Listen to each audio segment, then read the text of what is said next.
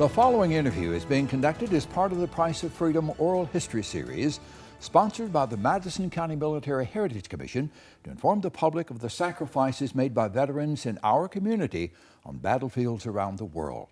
Each veteran interviewed received a Valor Award for their heroism during combat and is a member of the Military Heritage Hall of Heroes. We wish to thank the Huntsville School System and the ETV Broadcast Center for their help in presenting this Military Heritage program. Hello everyone, I'm Tom Kennemer. Joining us today is U.S. Army veteran Bob Bertoldi. Bob is the recipient of the Bronze Star Medal with Valor for his heroism while serving as a combat medic during the Vietnam War. He was inducted into the Madison County Military Heritage Hall of Heroes in 1974. Bob, it's a pleasure to have you with us, sir. Thank you for your time. Glad to be here. Good to see you today. Tell us a little about yourself. You're a Michigan native, is that right? Yes, I was born and raised in Detroit, Michigan, and moved to Huntsville when I was 17 years old. And your dad got a job here? Yeah, my dad was working for, I have 5 siblings. My dad was working 2 jobs. One was with Chrysler Corporation, and then he come down here in '59 by himself. And then a year later, the family moved down here. I see, yeah. And I think it was the Jupiter project Chrysler was working on. And what did you think of the South when you first came down? you know, I really didn't care for Huntsville. Really? No. Being from Detroit, it felt like it was so behind. The population was probably 45,000, 50,000. Yeah, probably less than that, yeah. Yeah. So I stayed here 1 year, went to Lee High School my junior year in high school, and moved back to Detroit to finish up my schooling there. I stayed with my aunt. Then I moved back to Huntsville, and I was cruising around town doing nothing, wasting my time, and I decided to go into service and do something productive. Now, was your dad in the military? You have any family members in Oh, God, yeah. I have 7 uncles that were in World War II. Wow. My dad was in World War II. My brother Bill was in the Korean War, and me in Vietnam. Are you an only child? Do you have brothers that were in Oh, the no, military? I have 5 siblings. Not no more. Oh, I see. There's only one brother left, Bill. He lives in California. Was he in the military? Yes, he's the one that was in Korea. Oh, I see, okay. Now, you enlisted in the Army, what, 1964? And now you said you were cruising around. What led to that decision? You want to make something of your life, and why did you choose the Army? I was just bored. Well, I didn't have a preference, really. I just wanted to serve. And see the world. Yeah. Yeah. I went to Birmingham and signed up. I see, yeah. Now, tell us about basic training and how you became an Army medic. How was that decided? I took my basic at Fort Gordon, Georgia. It was 10 weeks. After that, I went to AIT. They sent me to Fort Sam Houston, the medical center for the Army. AIT, now explain, what is that about? Advanced Individual Training. I see, okay. It's a school you go to, the kind of work you're going to be working in. I don't know why they wanted me to be a medic. I took 2 aptitude tests, and that's where I scored high in. But anyways, that was 12 weeks at Fort Sam. Then I got orders to go to, later on in Germany, I went to advanced military medical school. They sent me to Baumholder, Germany, my first assignment. And there I was assigned to the 565th Ambulance Company. We had 37 ambulances. One person was assigned to each ambulance, which was numbered. And these weren't the ambulance you see today. This is the old cracker box squared ambulance with the white square and the red cross on it. And I don't know why, but it was about 7 weeks later, they shipped me to the emergency room at the hospital, so I worked there for a while. Now, what were your duties, Bob? Did you assist in surgeries, or what exactly did you do as a medic? OR tech. Okay. Yeah. Okay. Mostly cleanup work. Yeah. Did you enjoy that? Did you like that kind of work? No. You did? No, and that's part of the reason I went to Vietnam. Every place I went to, I was just bored. And when I went to Germany, I made friends with two guys that worked at the hospital with me. They were also bored.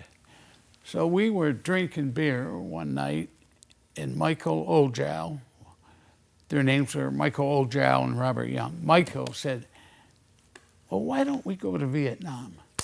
Be productive, you know, we're going to serve. Let's serve well. That was like 65, 66 in that time frame? 64, that was 65, you're right. 65, okay.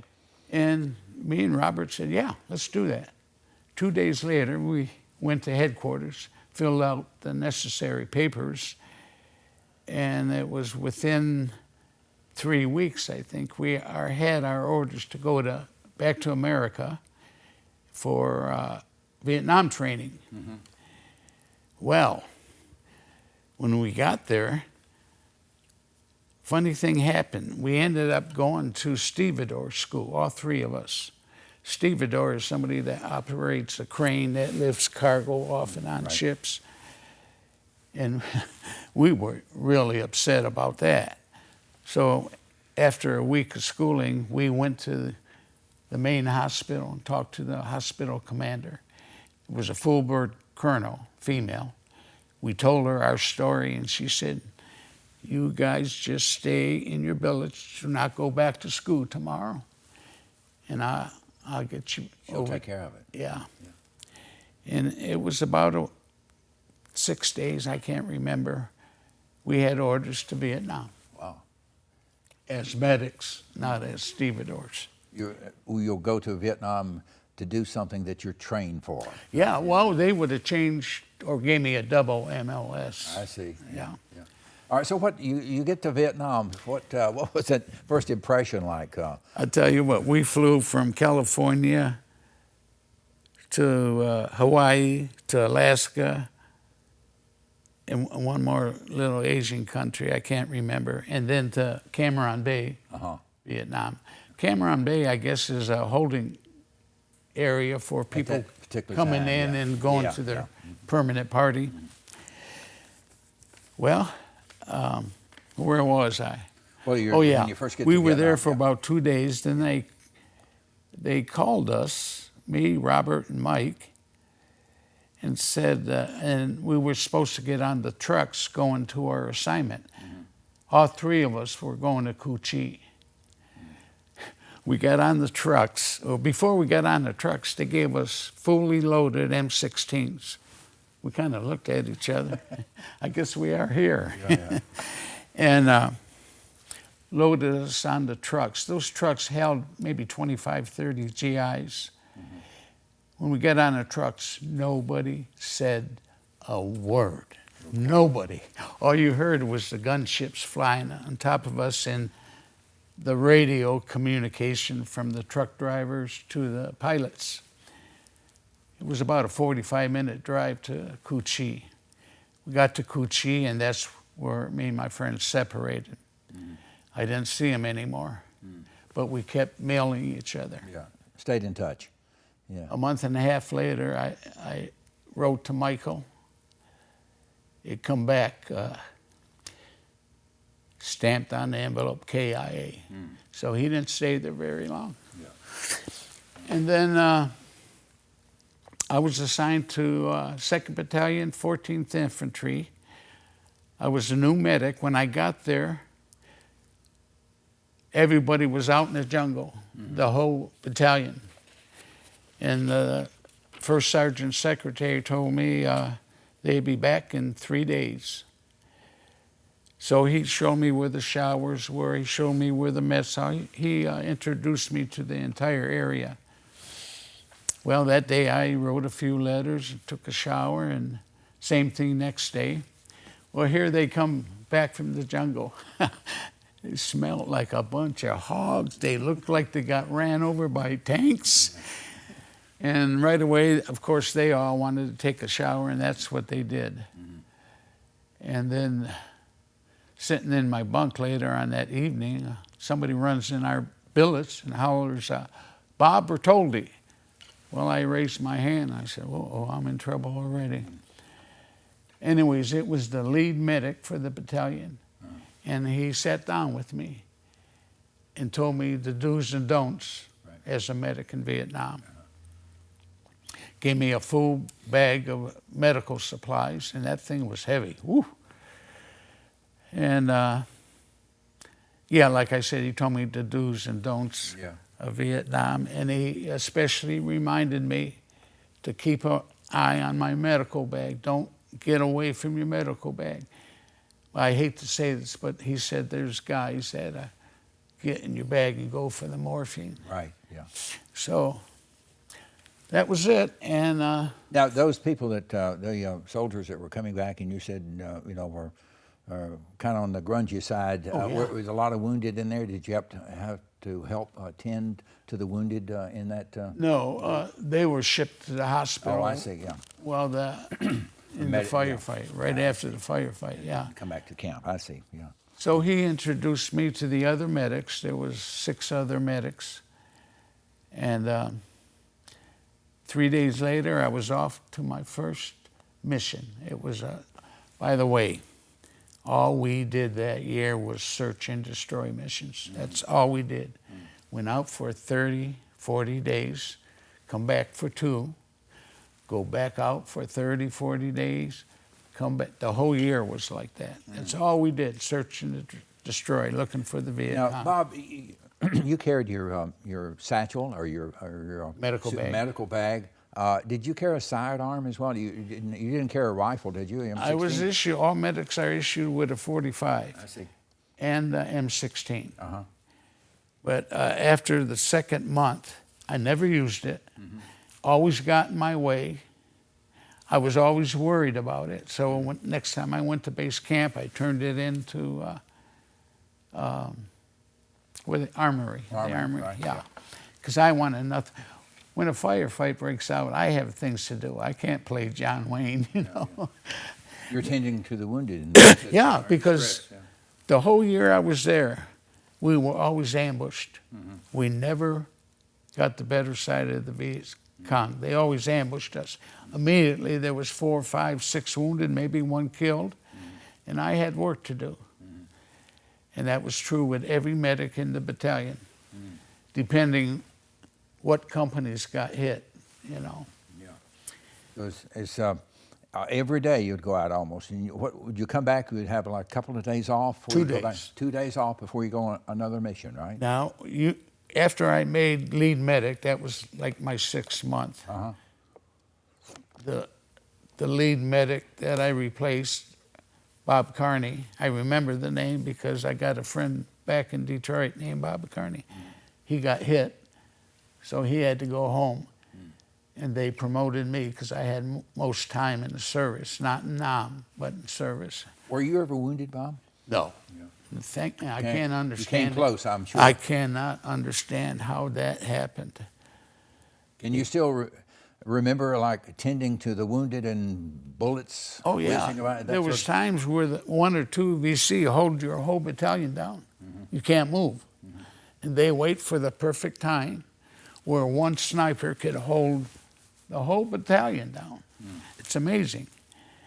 And there was one time I just laying flat, and we were laying in mud. Yeah. And you could hear the plop, plop, plop, and well, all this gunfire was going off. Yeah. And you kept on working. And it's amazing I wasn't hit. I knew when I was in Vietnam it was really dangerous. It's a good shot. I mean, not going home alive. But, you know, Tom, what I was... Excuse me. That's all right. I understand. Take your time, Bob. What I really was afraid of is I wouldn't be able to do my job. Do what you're supposed to do, what you're able to do. Well, all those guys were depending on me. Right. I don't know. I didn't know how I was going to react in combat. Yeah. But thank God, I worked out fine. You did your best. You did your duty. Yeah. And there was times I had to go up front crawling. It might have took me 10 minutes to get to the wounded. And of course, I took steps in first stopping the bleeding, and then I tried to move them back to a secure area. When I get back to some of the GIs, they'd help me get them back to a secure area. Yeah. And then I'd patch them up correctly and bring them to the helivac and ship them off to base camp.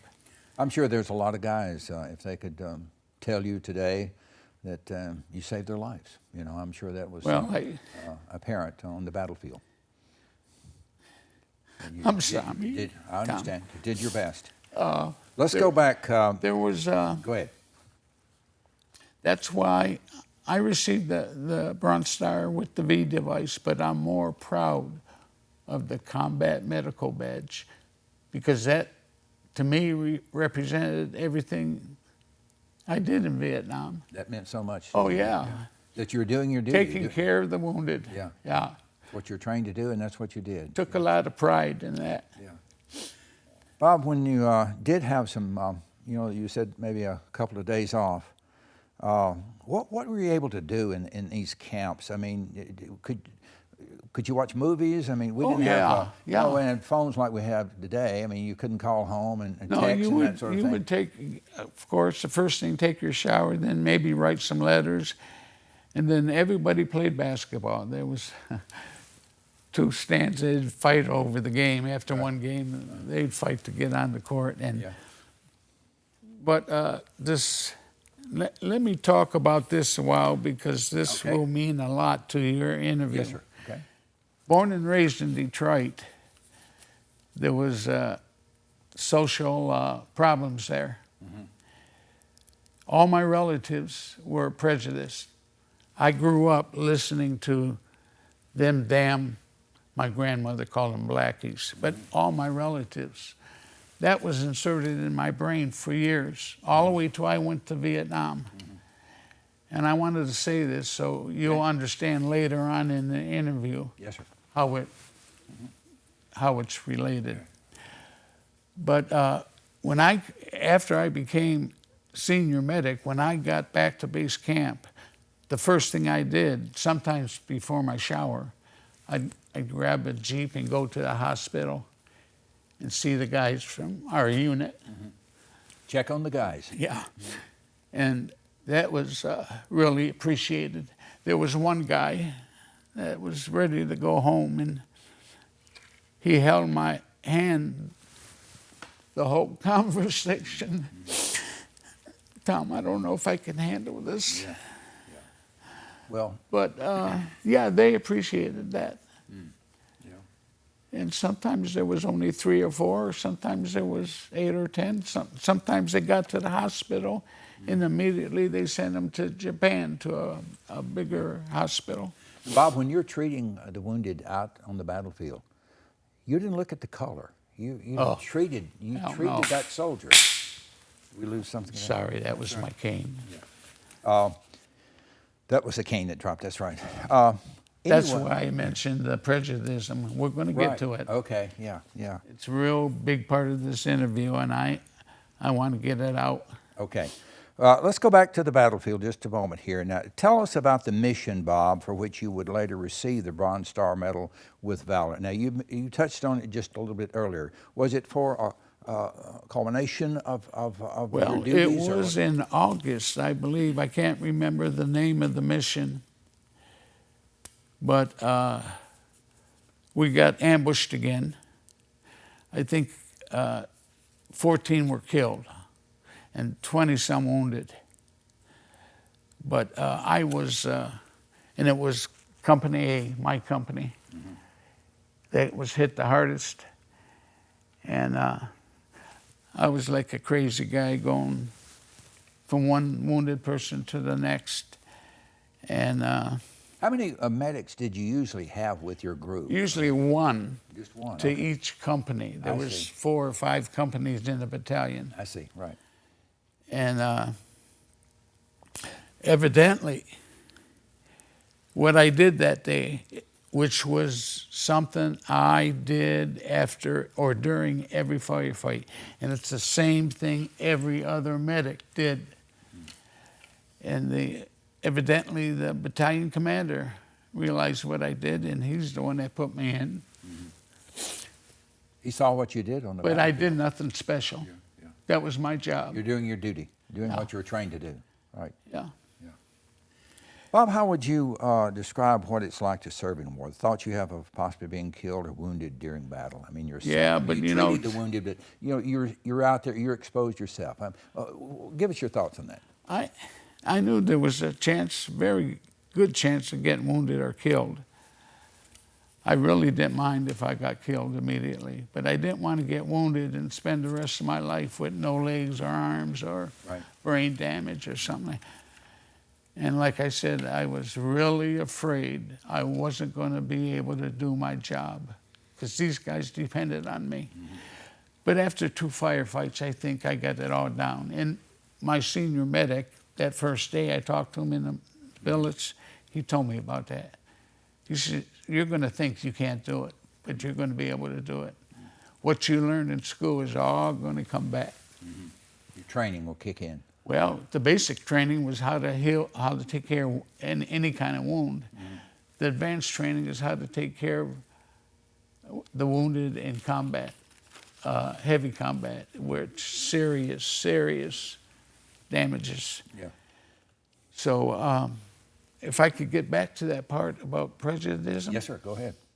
When I was first assigned and I went out on my first mission, after we walked all day long in 85, 95, 105 degree weather, carrying 30 pounds of equipment,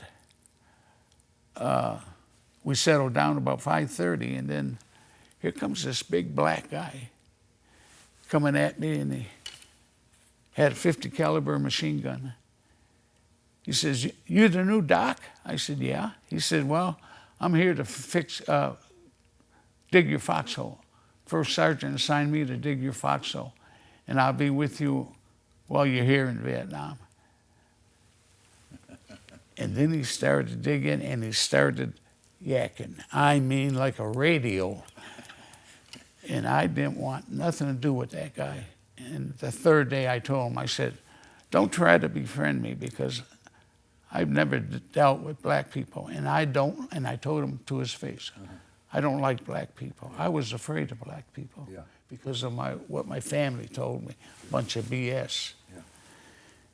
And anyways, to make a long story short, when we were in an area where the VC was heavily infested, we would dig foxholes.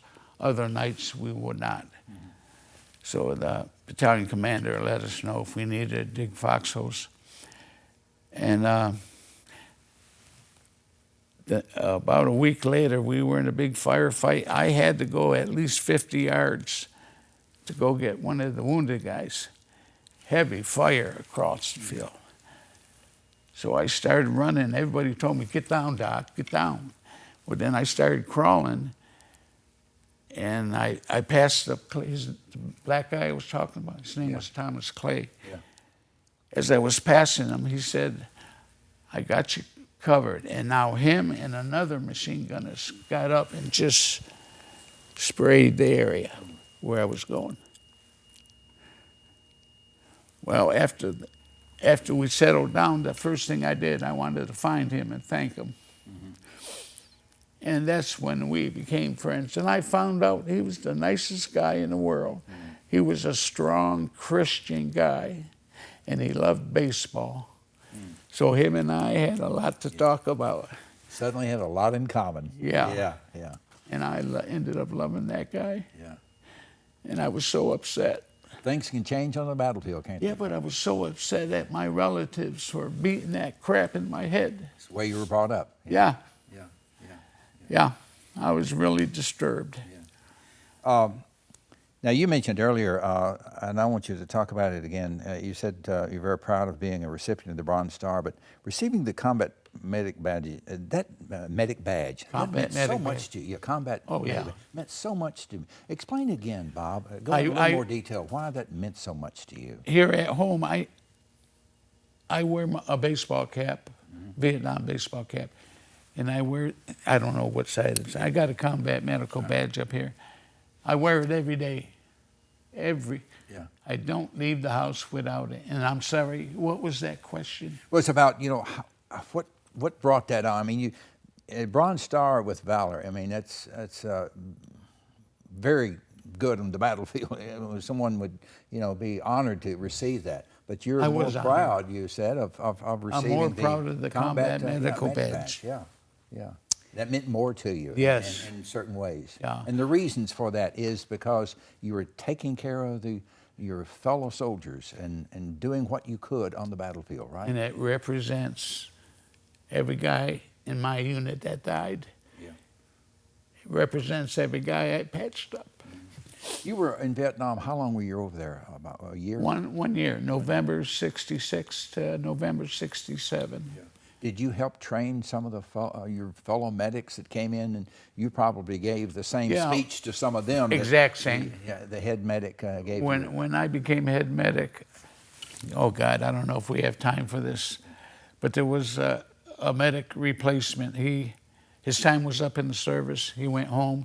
They replaced him with a 18-year-old kid right out of school. He never had right out of AIT. So I talked to him, and he told me immediately, he said, Doc, I'm not going to be able to do this. I know it now. I'm not going to be. And I tried to give him a bunch of confidence. Well, the first firefight he was in, after it was over with, I went to his company commander and asked how he did. He said he didn't do. He just stayed in one spot and cried. So I went to talk to him, and he was like this. And just shaking like a leaf. So I knew what I had to do. I shipped him back, and so he could work in an infirmary or at the hospital or something. And they replaced him with a man that's been in the service for 4 years, a medic. So I felt good about that. Yeah. Bob, touching on feelings about courage in combat, fear and is it different for every person? I mean, you saw a lot of that. You know, you mentioned your friend Thomas Clay. You know, the bravery that he had shown you. Is it different for every person out there? I'm sure it is. But you're fighting for your brother, and that gives you what you need to carry out your job. Follow through with your training. What you're trained to do. Yeah, and you react. You don't think, you react. Do you often wonder, would you do it all over again? You know, Tom, I guess I was, if I was young and I was not married, I'd probably go back in if they tried to recruit me or something. Have you ever been back to Vietnam, or have the desire to go back? But I hear Cu Chi is now a major tourist attraction. It's not a little village now, it's a city. So I went online and saw how far they advanced now. So, but you have no desire to go back to the country? No. No. Bob, there were protests back home during the Vietnam War, and what was your feelings on that? And did you encounter any protests when you came back to the States from Vietnam? That's the funny thing, not one bit. Tom, in fact, when I flew from California to Huntsville, I called a cab to go home. It was a black cab driver, you might have known. He drove me home, I don't know how far it was, 10 miles, 12 miles. Pulled up in my driveway and I'm reaching for my wallet. He said, I was still in uniform. He said, I got this. That meant a lot to you. Yeah, him being black. Yeah, meant a lot to you. So, Bob, did you ever consider a career in the military? I think you... Yeah, after I got out, I thought, wow, maybe I should have stayed in, because outside of combat, medical duty is not real hard. It's easy duty. So yeah, and there were so many avenues you could take as a medic. You know, different medical fields. Yeah. Was it a big adjustment for you coming home after being in combat? How did it change your life? It was. You know, you. I stayed in my bedroom for 3 months. I only come out to eat and maybe watch a little TV, go to the bathroom. Well, my family was worried about me, so my sister took me to the VA center. I got lined up with the VA, and they took care of my PDST, and and after about 7 years, I no longer had bad dreams or anything. But just recently, about 4 years ago, I started having problems sleeping and having flashbacks.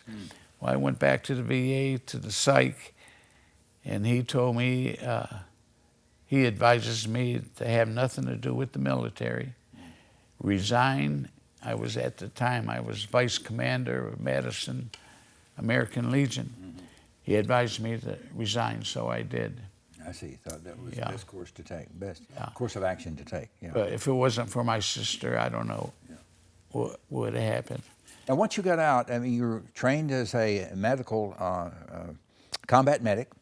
Did you consider staying in the medical field after being discharged, becoming a doctor or a nurse? Or? Well, when I first got out, started feeling better socially. I got a job as a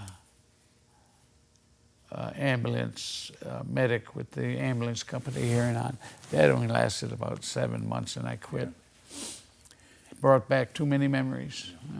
So what did you do after you were discharged? So I went to school with the GI Bill. I went to a graphic school. Name of the school was Horn School of Illustration. But before you got into the illustration, you had to take 2 courses of drafting. I finished that school, got my first job at Martin Stove Industries on Governor's Drive. I don't know if you're familiar with them. Okay. And then I worked 5 years there. Then I worked 3 years for NASA as a graphic artist. Technical. You enjoyed that field very much? Yeah, technical illustration I did. Because you get a set of blueprints to start. You don't know what the hell's in there. And as you work through it, you start seeing how everything's. That was fun. That was enjoyable. You worked in that field. How long was it? As a illustrator, probably 12 years, and then the rest of my time was graphic art for the DOD on the Arsenal. So Huntsville kind of I love you, right, Bob? I love Huntsville. I love Madison. Madison, nice little quiet area. town. I see. No crime. Okay, I want you to tell us about your family. I believe you have a son, right? Yeah. He's now 31, and I just got a phone call from him last week. He said, "Dad, I'm joining the Navy." Really? Well, what happened, when he was about 12 years old, I took him to see this movie, Where's Finding Private Ryan? Saving Private Ryan. Yeah. Right, huh? Tom Hanks. Because I knew it had the combat scenes were so, I heard it was so realistic. So I purposely took him to that movie to see what war was like. Walking out, he let me know he's not going in the service. And that's why that phone call was so strange. Now he's going in service. He's 31. Well, he played ball. I wanted him to end up playing ball for the Detroit Tigers or New York Yankees. Shortstop. It had to be shortstop, yeah. Well, at 4 years old, I worked with him every day, fielding balls. And he got into Little League and then Babe Ruth, and he was one of the top 3 players every team he played for. Well, in middle school, he joined the school band and picked up drumming. Well, that next Christmas, I bought him the most expensive set of drums I could afford. It was over $2,300. That was a mistake. He threw his glove in the closet. Oh, man, yeah. Became a rock star. Right. Him and 3 other guys formed the band, and they've been together up until about 8 months ago. Really? Yeah. Okay. Yeah. They were playing in Nashville for a long time, 9 years. Good. And finally decided to go in the Navy, huh? Yeah, well, he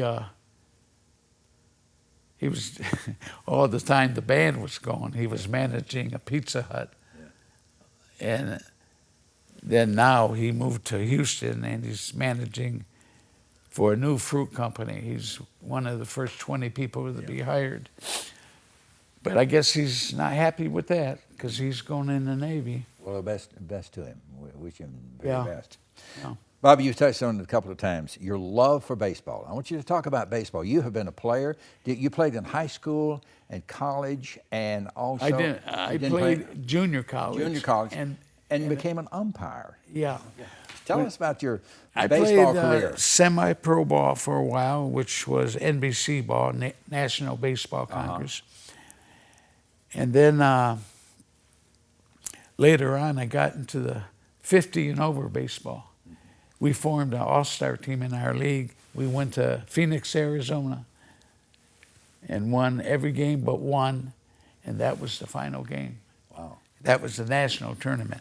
And anyways, yeah, when I was too old, when I noticed I was tripping over the chalk line, you know, it was time to quit. So I went to umpire school and became an umpire.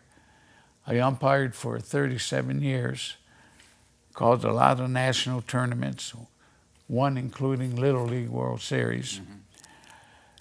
And then I opened up my own umpire school. I had it for 15 years. 2 of the students I had ended up calling major, well, they're not in the majors now. One of them maybe, but they were calling in the minor leagues because one of them called me and said, Bob, I'm calling in Rome, Georgia this weekend. It's a franchise single A for Atlanta Braves. So I watched him call and did a fine job, and I was so proud of him. Yeah, it's amazing. Yeah. What, you have to take a lot of abuse, I guess, to a certain extent, being an umpire, right? I mean, well, you're trained how to handle that. You just tune it out, right? Yeah. The number 1 rule: don't address a fan. Now, if the fan gets out of hand, I mean, where he's bothering players or one of the umpires, you don't talk to him. You go to the park director, or you yourself call the police and have him removed from the ballpark. Were you generally behind home base? You know, or where did you? What was your position? You rotate. Rotate. Every game you rotate. When you played ball, Bob, what position did you play? Were you shortstop as your son was? I was shortstop, but I really didn't have the arm for shortstop. I mostly played second base. And the reason I made any team was not because, you know, when I got in the batter's box, they threw this little white thing at me and I couldn't hit it. I wasn't an offensive player, but I had good hands and I was really good defensively. So sometimes guys would pick me up just to play defense. Where was your love? Where did you get your love for baseball? Was it your dad a big baseball fan, or your family? All my family, big Tiger fans. I used to skip school, and Tiger Stadium wasn't too far from school, and I'd pay my 75 cents and go sit up in the bleachers. So no teachers, if they were there, they could see you. Well, I'm getting to that. And then sometimes I go across the street to the home plate. That was the restaurant all the Tigers ate at. Right. I met all my favorite players. Harvey Keene bought me 2 lunches one time. Really? Wow. And what were we talking about? The teacher, one time I skipped school, went to the game. Next day I went back to school, and it was my science teacher, Mr. Roloff. I'll never forget him. He said, Bob, did the Tigers win? He knew where I was because him and I talked a lot of baseball. So he didn't get in real bad trouble over that. Yeah, no. Now, you've also been involved with various veterans organizations. Tell us about that. You've enjoyed that participation. When I got out of the service and the VA got me in pretty good shape, I joined the VFW for 5 years, and then switched over to the American Legion, and then moved to Madison, and I became vice commander, post 229. Mm-hmm. And my duties there was to raise money to build a wall for all the soldiers from Madison that died in Korea, World War II, Vietnam. And we built a wall for that. And I raised money by having raffles and begging people for money. Right. One guy, another vet, he owns a lot of property. I went up to him and I asked him if he'd give $20 or $50. Gave us $1,000. Well, fantastic. Yeah. That was good. Real true vet. Yeah. Bob, tell us about being inducted into the Hall of Heroes, being recognized by your peers for your service to your country. What did that mean to you? That was back in '74, a few years ago, but what did that mean to you?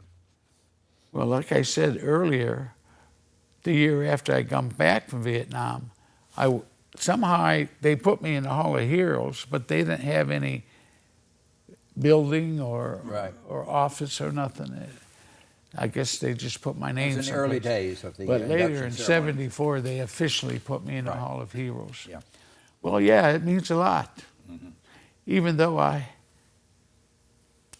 the Bronze Star, I don't believe I did anything to earn it.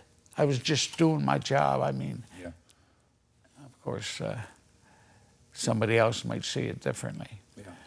Bob, do you stay in contact with any of your friends? I mean, one guy, I tried to get a hold of Clay. He ended up being my best buddy, and we were like that. Right. And he lived in Pennsylvania, and for 2 weeks I got on the phone trying to find his family. At the time, he may have still been in the service, I don't know. I never got an address or a phone number from him. Mm-hmm. So I called, for 2 weeks, I called, I don't know how many people, how many Clays in Philadelphia. Mm-hmm. Never made contact with us. Yeah. But Robert Young, the guy that went to Vietnam with me, when I come home from Vietnam, he made arrangements with his dad. They lived in Tulare, California, for me to stay there and wait for Robert to come home. Robert was 3 days behind me. Well, I stayed for 3 days. He never come for some reason. I never found out. Yeah. So I stayed 5 days, and then I told him I had to go home. Sure, yeah. So I never ran into Rob after that. About 18 years ago, I went to California to see my brother Bill. He lives in San Bernardino. And then I went up to Tulare and met with Robert. We had a couple of good days together. Good, yeah. He made it through the war. Was he wounded or anything? No. Bob, what would you like to say to those watching this interview, especially our young people, to learn and hopefully remember from your military experience? What would you like to say? Don't believe your parents if they tell you black people are bad. No, like I told you, if I was in my early 20s, not married, I probably would have rejoined. I really liked the service. I'm very proud to have served. And especially to have served as a medic.